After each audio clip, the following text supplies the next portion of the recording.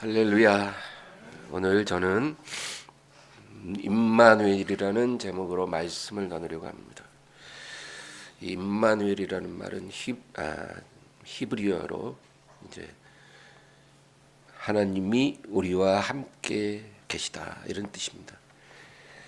그러니까 너무나 귀한 말이죠. 이 예수님의 또 다른 이름이 임마누엘입니다. 우리가 예수 그리스도를 부르지만 그에 못지않게 우리가 불러야 될 이름이 임마누엘입니다. 예수님은 하나님이시죠. 하나님의 아들입니다. 그리고 임마누엘이십니다. 우리가 아버지 하나님께 가려면 지극히 높은 곳에 계신 아버지께 나아가야 되잖아요. 근데 예수님은 내 옆에 계신 분입니다. 임마누엘이십니다. 이 은혜가 얼마나 큰지를 우리가 깨닫고 감사하는 크리스마스가 되어야 합니다. 크리스마스를 맞아서 이 임마누엘의 의미를 모르면 아무 의미가 없는 거예요. 진짜 크리스마스랑 상관이 없습니다. 인간은 스스로 자기를 정화하고 올바른 길로 나아가게 할 수 있는 자정 능력이 있을까요? 우리 인간에게 이러한 자정 능력, 자가 정화 능력이 있을까요? 대답은 없다는 것입니다. 인류 역사는 그것이 우리에게 없다는 것을 증명해온 역사입니다.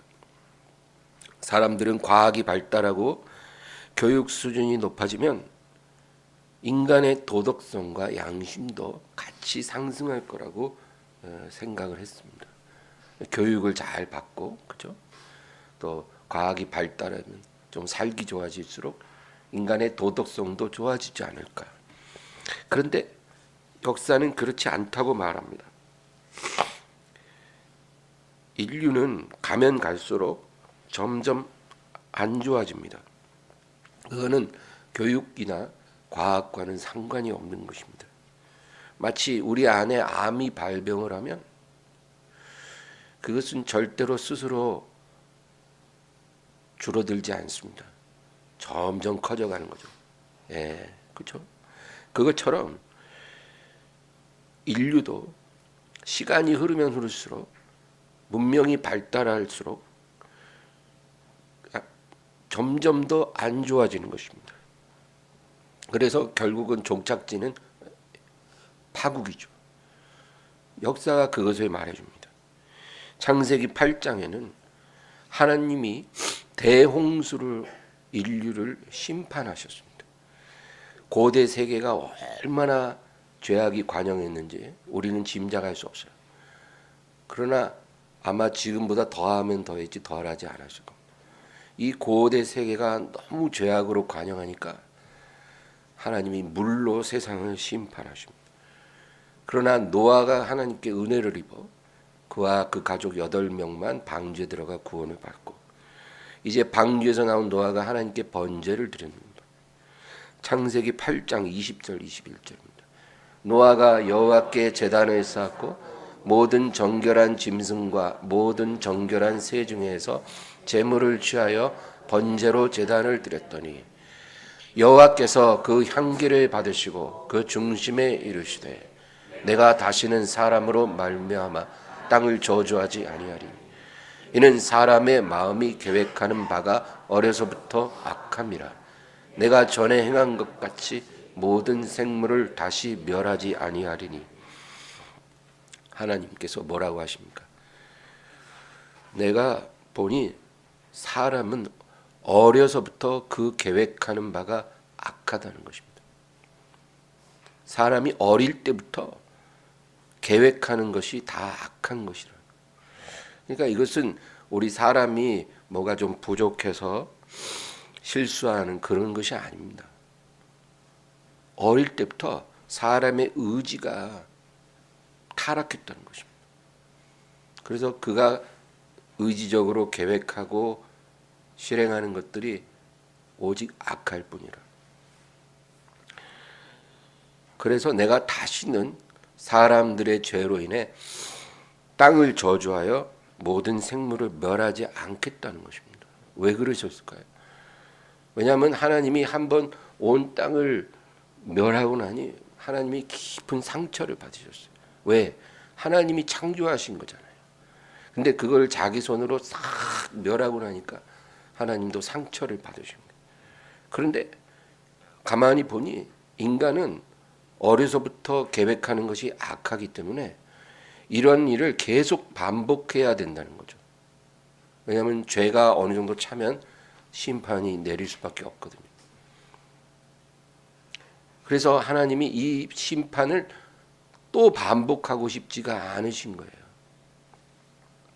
그래서 하나님은 심판보다는 내가 인간을 구원하고 변화시켜서 거룩한 백성으로 나와 영원히 함께 살게 해야겠다라는 그런 놀라운 구원 프로젝트를 하나님이 시작하신 것입니다. 이 구원 프로젝트가 얼마나 놀라운 건지 천사들도 놀라고 마귀들도 놀랍니다. 이거는 정말 어떤 피조물도 감히 상상할 수 없는 그런 프로젝트입니다. 그게 무엇일까요? 하나님이 사람이 되시는 프로젝트입니다.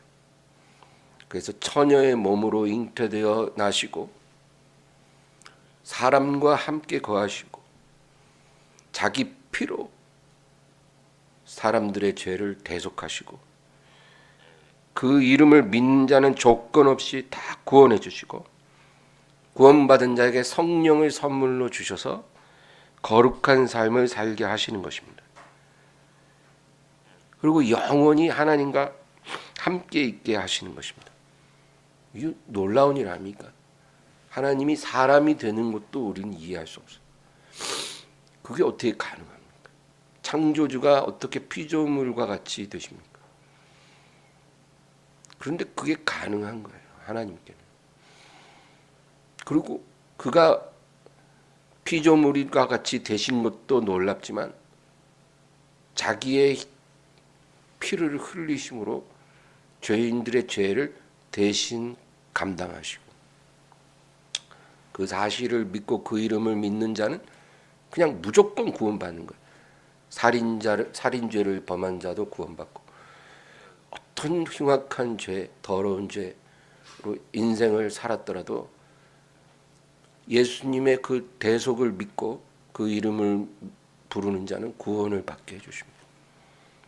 이 구원이 너무 쉬우니까 안 믿어요. 너무 쉬우면 잘 안 믿잖아요. 예?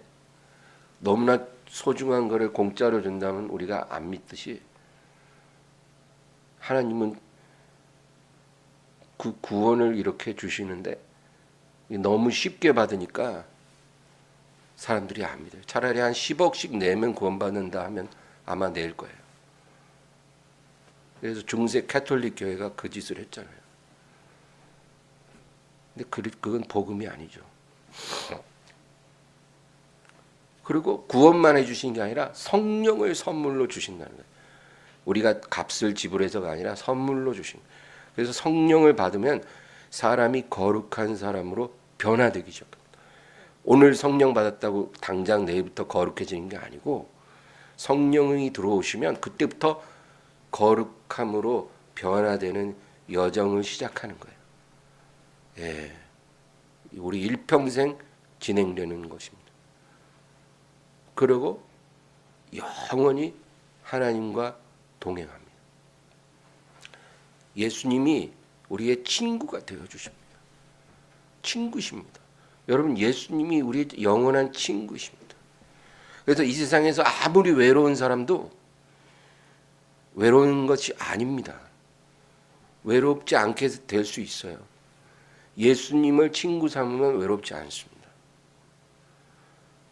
이 은혜가 얼마나 감사합니까? 사람은 너무 큰 건 잘 인식하지 못합니다.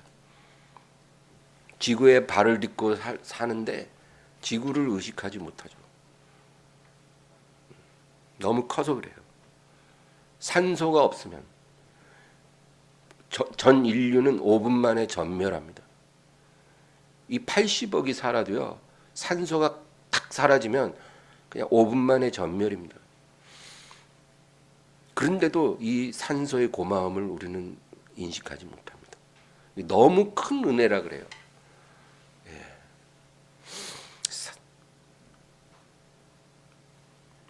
누군가 우리에게 작은 친절을 베풀면 우리가 고마움을 느낍니다.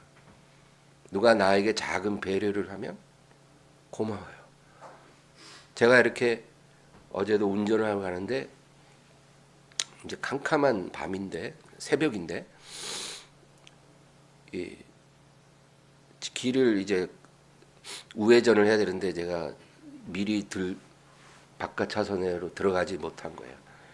그래서 이제 깜빡이를 켜고 이렇게 들어가려고 하는데 어떤 차가 딱 서주더라고요. 대부분 양보를 잘 안 해줘요. 근데 딱 서주더니 라이트까지 꺼져요. 난 그렇게 배려를 잘하는 사람은 처음 봤어요. 그래갖고 내가 싹 들어와서 고맙다고 쌍라이트로 다 이제 고마움을 표시하고. 근데 이렇게 작은 친절에도 우리는 고마움을 바로 느끼죠. 그런데 하나님의 그 큰 사랑은 우리가 느끼지 못합니다. 참 아이러니한 거예요. 인간이 베풀 수 있는 어떤 사랑보다도 비교할 수 없이 위대한 사랑을 하나님이 주셨는데 우리는 그거를 느끼질 못해요. 내 생명과 삶과 일생을 지탱하고 계시는 하나님의 사랑을 깨닫지 못합니다. 우리가 이제까지 그렇게 살아왔던 거예요.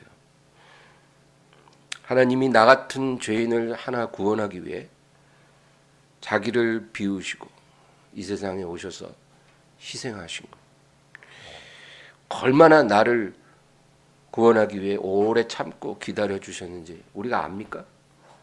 알면 이렇게 안 살죠. 머리로는 알아도 우리는 모르는 거예요. 진짜 알면 이렇게 안 삽니다. 지금 내 삶에 별일 없다고 해서 내가 하나님을 기쁘시게 하고 만족하게 해드려서 그게 아닙니다. 하나님이 오래 참고 기다려주시고 사랑으로 양육하고 계신 거예요, 여러분. 근데 우리는 그거를 모르는 것입니다.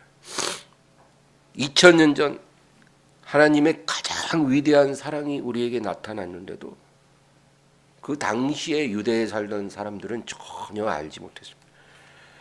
하나님이 육신으로 오사 동정녀를 통해 탄생하셨잖아요.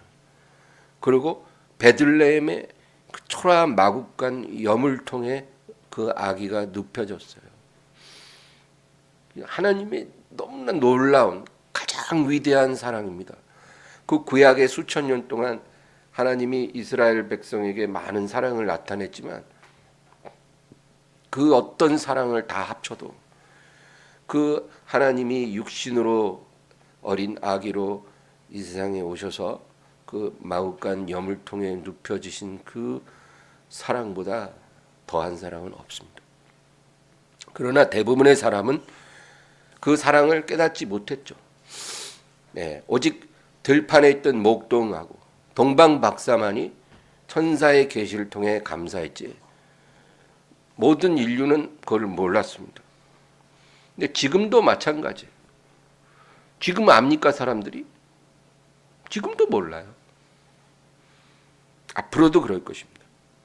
요한복음 3장 16절 하나님이 세상을 이처럼 사랑하사 독생자를 주셨으니 이는 그를 믿는 자마다 멸망하지 않고 영생을 얻게 하려 하십니다. 이게 너무나 익숙해서 그 의미를 놓치는 대표적인 구절이 이 구절입니다. 어지간한 사람은 다 외울 정도로 유명하죠. 성경 한 권을 딱 한 구절로 대표하라 그러면 딱 이 구절을 우리가 뽑을 수밖에 없어요. 성경 전체를 한 구절로 요약할 수 있는 구절이 있다면 바로 요한복음 3장 16절입니다. 그런데 여러분 여기 보면 여기서 우리가 주목해야 될 부분이 이처럼 사랑하사 합니다. 하나님이 이와 같이 너희를 사랑했다는 것입니다. 죄인들을 구원하기 위해 더 이상 할 게 없을 정도로 완전한 사랑을 나타내 주신 것이 바로 그 아들 하나님을 이 땅에 보내시고 우리에게 주신 것입니다. 더 이상은 없어요. 이게 끝이에요. 더 보여줄 수 있는 사랑이 없다는 거예요. 이제 이것마저 모르고 이것마저 거절하면 그냥 이제는 그냥 이제 자기 죄를 자기가 지불해야 되는 거예요. 구원받을 더 이상의 하나님의 새로운 플랜은 없어요. 이게 끝이에요. 이것이 예수님 이전에는 선지자를 통해서 예언만 됐지 감추어졌는데 예수님을 통해서 완전하게 드러나신 거예요. 그리고 이제 지구상에 있는 모든 사람들이 이 복음을 다 들었어요. 복음을 못 들어서 구원 못 받는 사람은 이제 거의 없는 것처럼 보여요. 여러분, 사람들이 교회가 없어서 교회를 안 갑니까? 말씀이 없어서 말씀을 안 듣습니까? 예수님을 몰라서 못 믿습니까? 그렇지 않습니다. 이사야 53장 6절 우리는 다 양 같아서 그릇 행하여 각기 제 길로 갔거늘 여호와께서는 우리 모두의 죄악을 그에게 담당시키셨도다. 우리 인류는 스스로 자정 능력이 없습니다. 자기가 깨달아서 올바른 길로 행할 수 있는 능력이 없어요. 그냥 가만히 놔두면 그냥 점점 악화돼서 멸망당하는 것입니다. 네. 여러분, 9살짜리 아이에게 방을 하나 줬어요. 그 아이가 그 방을 깨끗이 관리할 능력이 있을까요? 아마 못할 것입니다. 점점 더러워질 것입니다.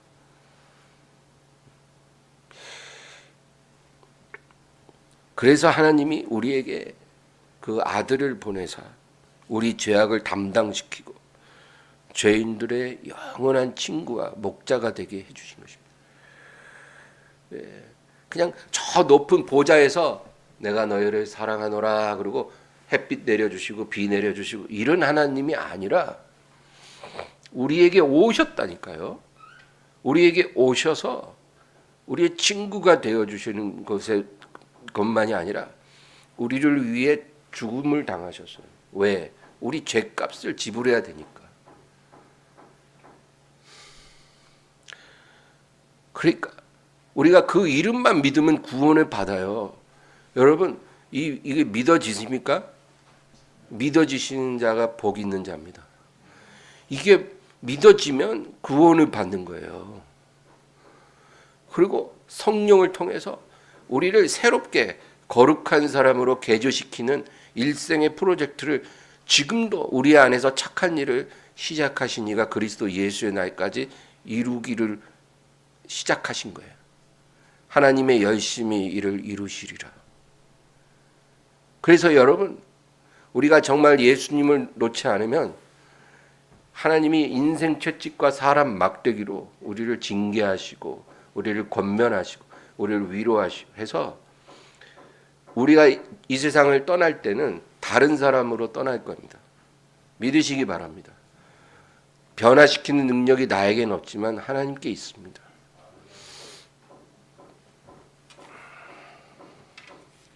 오늘 본문 보면 마리아와 약혼한 요셉의 꿈에 주의 사자가 나타납니다.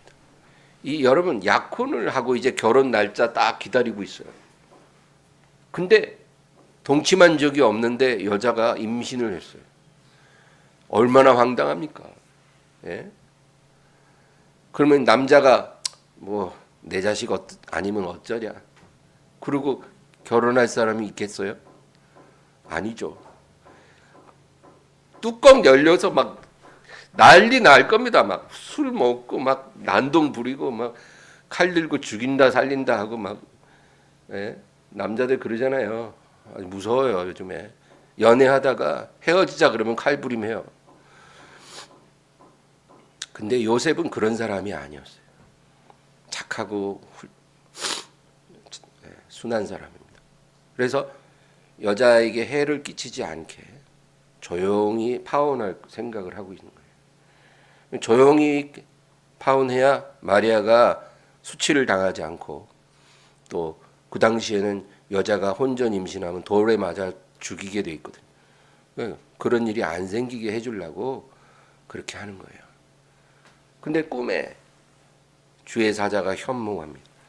마태복음 1장 20절 21절.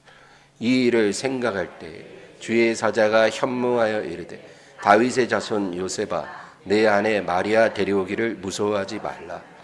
그에게 잉태된 자는 성령으로 된 것이라. 아들을 낳으리니 이름을 예수라 하라. 이는 그가 자기 백성을 그들의 죄에서 구원할 자이심이라 하니라. 여기서 우리가 주목해야 될 부분은 이는 그가 자기 백성을 그들의 죄에서 구원할 자이라. 네가 이제 처녀의 몸으로 아들을 낳을 텐데 그 이름은 예수라 하라. 이는 그가 자기 백성을 그들의 죄에서 구원할 자이심이라. 그러니까 예수님이 육신으로 이 세상에 오신 목적을 천사가 분명하게 말해준 거예요. 그 목적이 뭐예요? 예수님이 오신 목적. 자기 백성을 그들의 죄에서 구원하기 위해서입니다. 우리를 죄에서 구원하기 위해 예수님이 오신 겁니다. 다시 말해서 십자가에서 죽기 위해 오신 거예요. 예수님은. 그런데 하나님 백성도 아닌 사람들이 난리법석을 합니다. 크리스마스만 되면. 자기 백성을 죄에서 구원하기 위해 예수님이 오셨잖아요. 크리스마스가. 예. 그러니까 모든 사람을 위해 오신 게 아니라 택한 자들을 위해 오신 거예요. 여러분, 온 인류를 위해 오신 게 아닙니다. 하나님이 택한 백성을 구원하기 위해 오신 거예요. 그런데 하나님의 백성도 아닌 사람들이 크리스마스면 진짜 난리를 하고 미쳐서 날뜁니다. 밤새 파티를 하고 육신의 정욕을 따라서 죄를 실컷 짓는 밤이에요. 거룩한 밤이 아주 죄로 물든 밤이 되어버렸어요.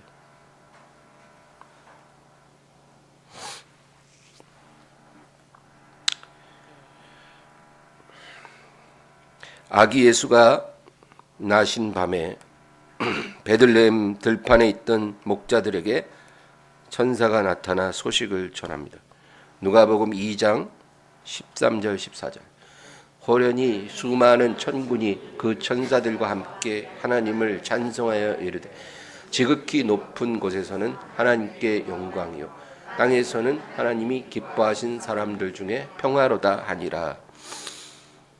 천사들이 찬송하는데 뭐라고 찬송하냐면 아기 예수가 나신 그 밤에 천사들이 찬송합니다. 지극히 높은 곳에서는 하나님께 영광이라. 하나님은요, 자기 영광을 누굴 통해서 받으시는 게 아닙니다. 자기 스스로가 영광을 나타내시는 하나님입니다. 그래서 하나님은 지극히 높은 보좌에서 자기의 영광을 최대한으로 나타내신 거예요. 그게 뭐예요? 하나님의 아들을 육신으로 보내신 것입니다. 이제 더 나타낼 수 있는 영광이 없어요. 이게 하나님의 모든 영광의 종결입니다. 그리고 땅에서는 하나님이 기뻐하신 사람들 중에 평화로다. 그러니까 모든 사람에게 평화가 아닙니다. 하나님이 기뻐하신 사람들 중에 평화. 그러니까 아까 마태복음 1장에서도 자기 백성을 죄에서 구원하기 위해 오셨다 그랬잖아요. 여기 천사들도 뭐라고 고백해요? 하나님이 기뻐하신 사람들 중에 평화로다. 하나님이 택한 백성들 가운데 평화를 주셨다는 것입니다. 하나님과의 관계가 회복되는 길이 열렸잖아요. 그러니까 이제 평화인 거예요. 여러분, 이런 평화가 진짜 평화 아닙니까? 예? 이 세상에 있는 존재하는 평화는 진정한 평화는 아니에요. 그건 그냥 짝퉁 평화예요, 여러분. 지금 내 사업이 그냥 무난하게 잘 되고 있으면 평안하죠. 그런데 이거는 온전한 평화가 아니라 가짜 평화예요. 내일 갑자기 사라질 수 있는 평화예요. 지금 내가 건강하고 경제적으로 아무 걱정 없고 내 삶이 만족스러우면 평화롭죠. 그러나 이건 내일이라도 사라질 수 있는 평화예요. 이것은 마셔도 또 바로 다음 날이면 목말라서 또 길러와야 되는 생수와 같아요. 그런 평화가 아니라 하나님과의 관계가 회복된 자의 임하는 하나님의 평화입니다. 이런 평화가 땅에서 기뻐하심을 받은 사람들에게 임한다는 것입니다. 그러므로 크리스마스는 예수님을 통해 하나님과의 관계가 회복된 사람만이 누릴 수 있는 평화의 날입니다. 그러니까 크리스마스에 평화를 누리고 기뻐할 수 있는 자격은, 그런 자격을 가진 사람은 이 자리에 이렇게 예수님으로 인해서 하나님과 화목된 자가 그 평화의 주인공이에요. 예수님을 믿지 않는 사람들은요, 크리스마스의 평화를 절대 맛볼 수 없습니다. 그러니까 그들은 자기 방식으로 크리스마스를 즐기는데 참 어이가 없는 거죠. 그들이 왜 크리스마스에 기뻐합니까? 말이 안 되는 거죠. 하나님과 불화하던 한 사람이, 죄인이 이 평화를 맛볼 때, 어떤 죄인이 예수님을 통해 하나님과 화목해서 이 평화를 맛볼 때, 그것이 바로 우리 인생의 모든 고통과 괴로움과 슬픔과 낭패와 수치를 걷어낼 수 있는 마스터키입니다. 여러분, 우리 인생이 괴롭잖아요. 고통스럽잖아요. 수치와 실패와 낭패로 가득하잖아요. 근데 이 모든 가시덩굴을 다 걷어낼 수 있는 마스터키예요. 뭐가요? 하나님의 평화입니다. 우리 심령에 이 평화가 임하면 그런 것들이 이제 다 해결되기 시작합니다. 하나님과의 관계가 회복되면 가난, 질병, 끝없이 내 인생에 따라다니는 실패와 수치, 이런 것들이 사라집니다. 그런데 하나님과의 관계 회복에는 관심이 없고 축복만 구하는 사람들이 있어요. 교회 안에도 많습니다. 이건 뭐예요? 하나님을 무시하는 것입니다. 여러분, 나랑 10년 이상 아무 연락도 없고 그냥 뭐 왕래도 없던 사람인데 갑자기 청첩장이 날아오면 여러분 어떠세요? 기분이? 좋아요? 기억해줘서? 그럴 수도 있죠. 그러나 보통은 그런 경우는 굉장히 당황스럽고 또 불쾌합니다. 불쾌해요.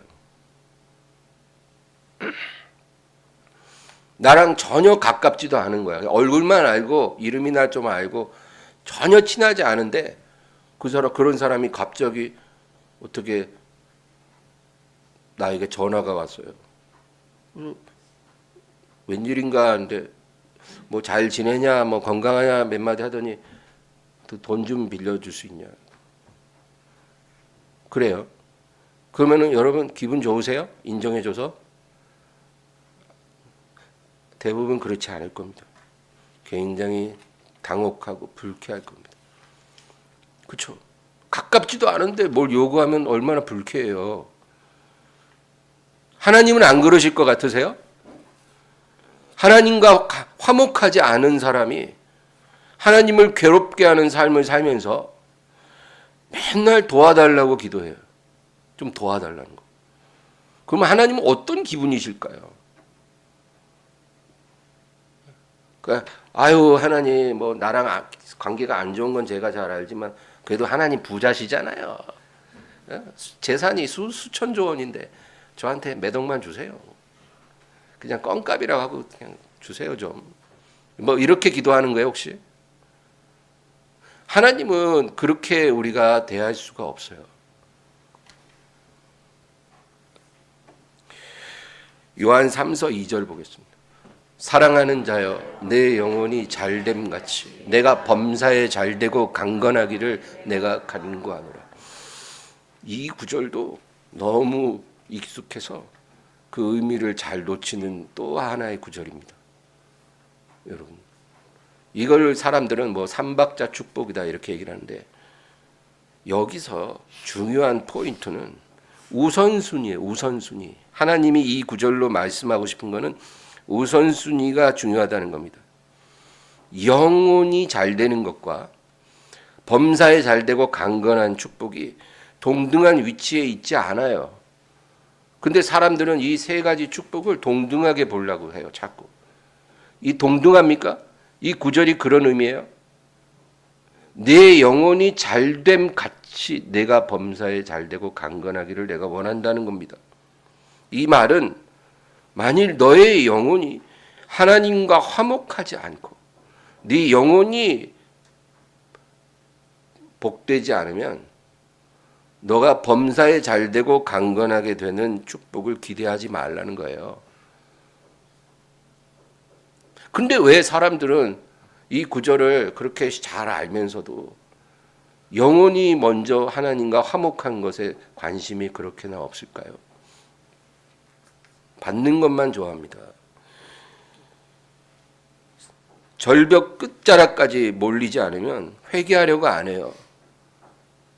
그냥 하나님이 에이, 그러지 마 이러면은 바로 아이고 제가 고칠게요 이러면 좋잖아요. 예. 근데 그렇게 안 한다는 거예요. 완전히 막 절망의 낭떠러지 끝에 대롱대롱 매달리기 전까지는 고집스럽게 회개를 안 하고 내 방식대로 삽니다. 그런데 또 그냥 좀 도와달라는 거예요. 도와주면 어쩔 건데. 더 자기 마음대로 살 거잖아요. 근데 어떻게 도와주냐고요.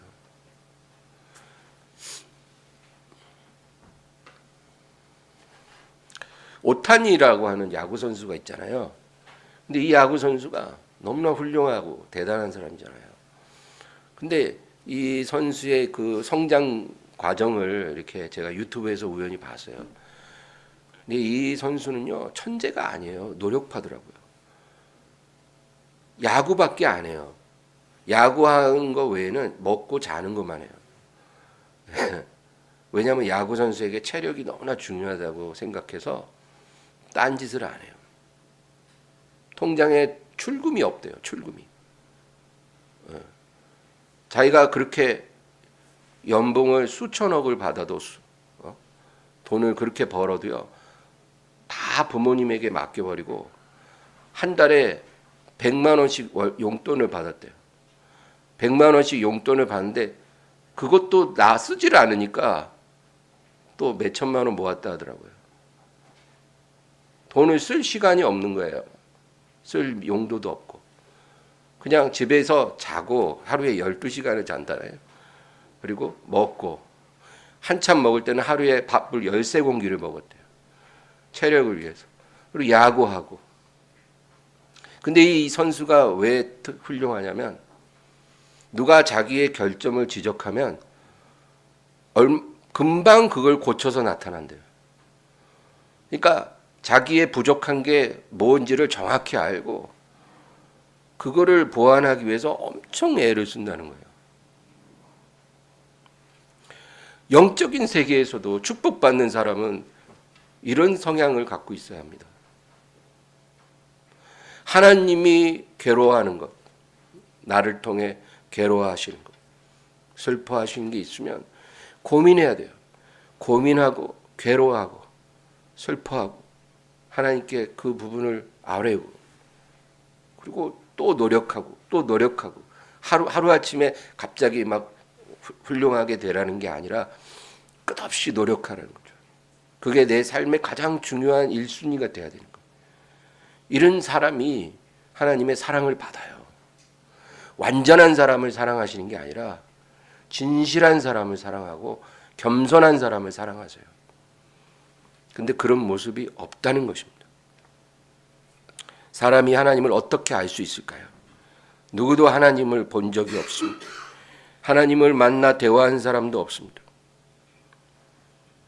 우리가 하나님을 알 수 있는 것은 하나님이 하나님 자신을 우리에게 나타내 주신 만큼만 우리가 알 수 있습니다. 유대인들은 이 구약 시대에서 하나님의 특별한 선택을 받은 민족입니다. 하나님은 이전에는 유대인들을 통해서 자신을 나타내기를 기뻐하셨습니다. 그러니까 이 세상에 많은 민족이 있지만 그 어떤 민족이 아니라 유대 민족에게 자기를 나타내기를 기뻐하셨어요. 그래서 유대 민족에게 많은 종들을 보내 하나님의 말씀을 대언하게 했습니다. 얼마나 귀합니까? 하나님의 말씀을 대언했습니다. 그리고 많은 표적을 보여주셨어요. 이렇게 수천 년간 영적인 유산을 받은 이 민족이 하나님을 아는 지식은 너무나 빈약하고 왜곡되었습니다. 예수님이 오셨을 때 그 유대인들의 반응을 보세요. 자기들이 선민이라고 생각하고 하나님을 안다고 말하지만 하나님을 전혀 모릅니다. 하나님을 모를 뿐 아니라 하나님을 사랑하지도 않고 있어요. 유대인의 선생이라는 바리새인들도 하나님을 전혀 알지 못했습니다. 그래서 하나님이 아예 사람이 되신 것입니다. 사람이 되어 오셔서 하나님의 말씀을 다시 가르쳐 주십니다. 하늘 진리를 다시 가르쳐 주시고 유대인들이 잘못 알고 있는 하나님에 대한 개념을 다시 바꿔주신 것입니다. 그리고 십자가를 통해 하나님의 사랑이 어떤 것인지를 알게 해주셨어요. 여러분, 말로 한다고 사랑을 느낄 수 없잖아요. 그렇죠? 내가 너희를 사랑한다 하고 또 과거의 많은 표적들을 통해서 사랑한다는 것을 증명해 주셨지만 이제 그거 갖고 안 된다는 거예요. 사람들이 얼마나 은혜는 물의 색이고 원하는 돌의 색인다 그러잖아요. 예? 하나님 앞에 좀 서운하다 그러면 그렇게 반복해서 원망합니다. 원망. 서운한 거.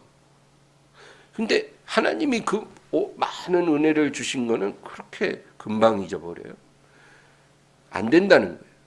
그래서 하나님이 십자가를 통해서 사랑을 보여주셨어요. 내가 이렇게 너희를 사랑하는데도 너희가 그걸 못 깨달으면 더 이상은 답이 없다.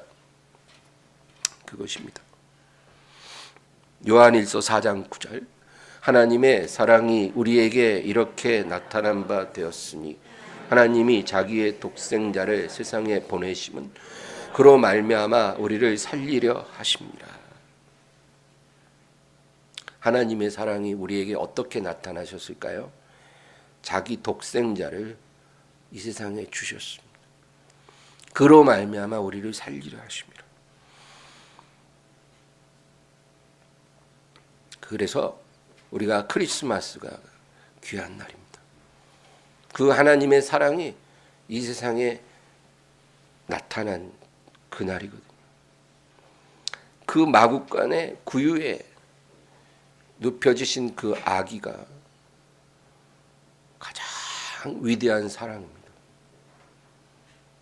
근데 그 가장 위대한 사랑이 가장 비천하고 초라한 모습으로 이 세상에 나타났어요. 참 아이러니하죠. 하나님의 가장 위대한 사랑이 가장 초라한 출생. 이 세상이 아무리 가난해도 마국간에서 태어나서 구유에 누벼펴지지는 않거든요. 근데 예수님 그렇게 나신 거예요. 그리고 33년 사시고 이 세상에서 가장 비천한 모양으로 죽임당하셨어요. 여러분, 죽는 것도 좀 품위 있게 죽어야 되잖아요. 그죠? 제일 품위 있는 죽음이 뭔지는 잘 모르겠어요. 그러나 제일 품위가 없게 죽는 것이 뭔지는 알아요. 그건 십자가에서 죽는 겁니다. 그거는 환한 백주 대낮에 수많은 군중들 앞에서 실오라기 하나 안 걸치고 못 박히는 거예요. 그리고 자기가 괴로워 몸부림치는 것을 모든 사람이 다 구경합니다. 그리고 몇 시간에 걸쳐서 피와 물을 다 흘리고 말라 죽는 거예요. 가장 수치스럽고 가장 고통스러운 죽음은 십자가의 죽음이죠. 하나님이 이 세상에 오신 날도 가장 초라한 탄생이지만 죽으신 것도 가장 참혹한 죽음이었습니다. 근데 그것이 우리를 향한 하나님의 최고의 사랑이었다는 거예요. 사람들은 뭐라 그럴까요? 나는 그렇게까지 죄인은 아닌데 왜 나를 위해 자꾸 죽었다고 하시나? 나는 그런 사랑 필요 없습니다. 이럽니다. 예. 복음을 안 들은 게 아니에요. 이제는 복음을 못 듣던 시대가 있었지만 지금 그렇지 않아요. 지금은 다 들어요. 다 듣는데 뭐라 그러냐면 나는 그런 사랑 필요 없어요. 뭐 나를 위해 죽으셨다 그러는데 나는 그렇게까지 죄인은 아닙니다. 나는 충분히 양심적이고 충분히 정의롭게 살아왔습니다. 앞으로도 그렇게 살 겁니다. 너나 믿으세요. 요한일서 4장 10절. 사랑은 여기 있으니 우리가 하나님을 사랑한 것이 아니요 하나님이 우리를 사랑하사 우리 죄를 속하기 위하여 화목제물로 그 아들을 보내셨습니다. 우리가 원하는 것이 아닙니다. 우리가 원하는 것은 뭐예요? 우리가 하나님께 원하는 것은 부귀영화입니다. 우리는 부귀영화를 원해요. 행복하기를 원합니다. 그런데 하나님의 아들이 오셔서 십자가에서 우리 죄를 대속하시는 그런 사랑은 우리는 원하지 않았어요.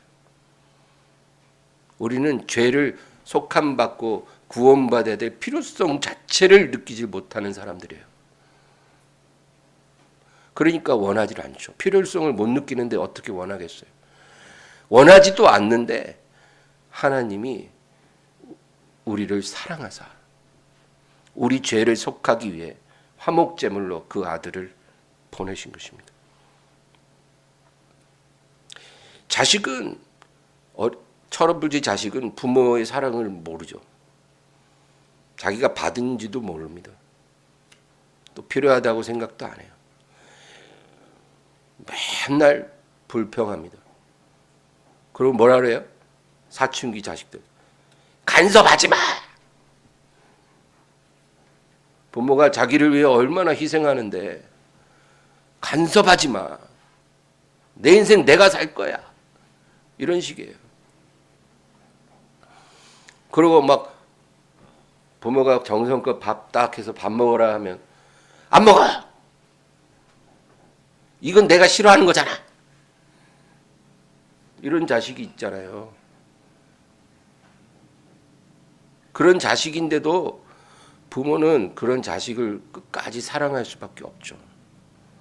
예, 근데 하나님 마음은요, 이거보다 훨씬 더 큽니다.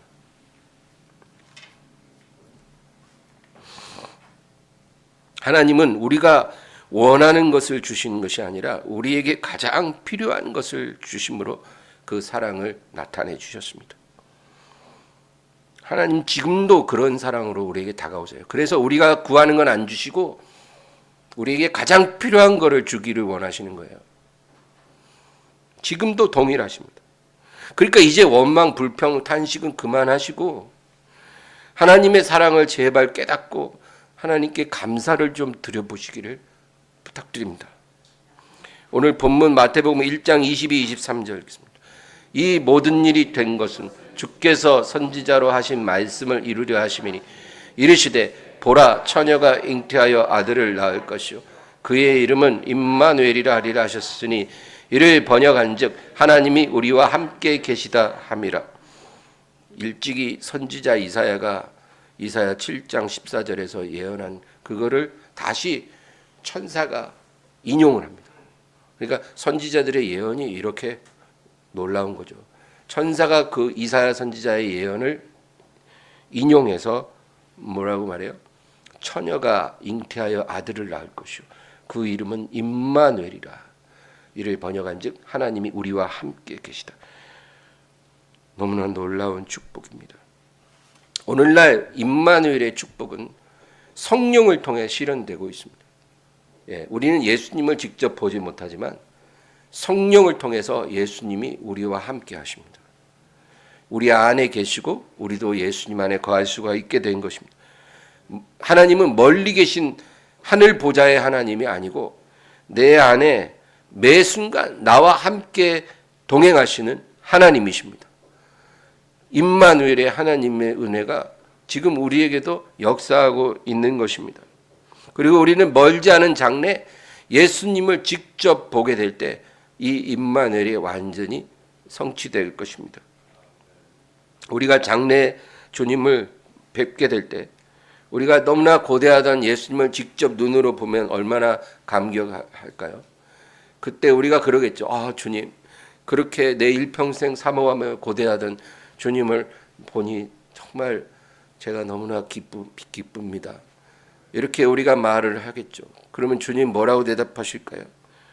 나는 네가 이 세상에 있는 날 동안 한 번도 네 옆을 떠난 적이 없어. 우리가 그걸 모를 뿐이지. 임마누엘의 하나님은 우리와 함께 하고 계십니다. 매 순간 우리가 절망하고 탄식할 때도 우리 옆에 계시고 우리가 혼자 있을 때도 우리 옆에 계시고 우리가 이 세상의 이 깊은 골짜기를 지날 때 우리와 동행하시는 임마누엘의 하나님이십니다. 이 은혜가 얼마나 놀라운 선물인지 깊이 묵상하는 성탄절이 되시길 주의 이름으로 축원합니다. 하나님 아버지 감사합니다. 주님을 찬양합니다. 예수님